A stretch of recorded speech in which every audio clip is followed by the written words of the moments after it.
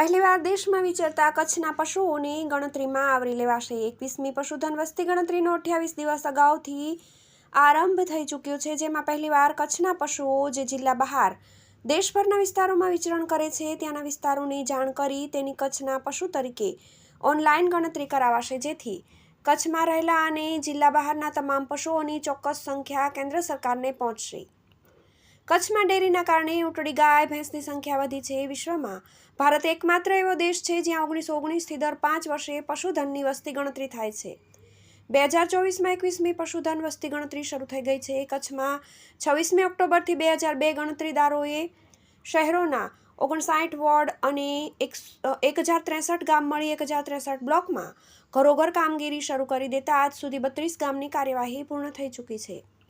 આ વસ્તીનો આંક ઓનલાઈન ભારત સરકારને મોકલાવાય છે। ગત 20મી પશુધન વસ્તી ગણતરી 2019માં થઈ હતી ત્યારે કચ્છમાં 5.74 લાખ ગાય, 4.66 લાખ ભેંસ, 6.10 લાખ ઘેટા, 4.39 લાખ બકરા, 1.71 લાખ મરઘા, 9000 ઊંટ, 1300 ગધેડા, 3000 ઘોડા મળી 22,76,183 પશુ હોવાનું જાહેર કરાયું હતું। ડેરી ઉદ્યોગના કારણે કચ્છી અને ખારાઈ ઊંટના દૂધનું 5 જગ્યાએ કલેક્શન થઈ રહ્યું છે। તે ઉપરાંત ગાય અને ભેંસના પૂરતા ભાવ મળતા પાલનમાં વધારો થયો છે, જે આ વર્ષની ગણતરીમાં નજરે પડશે।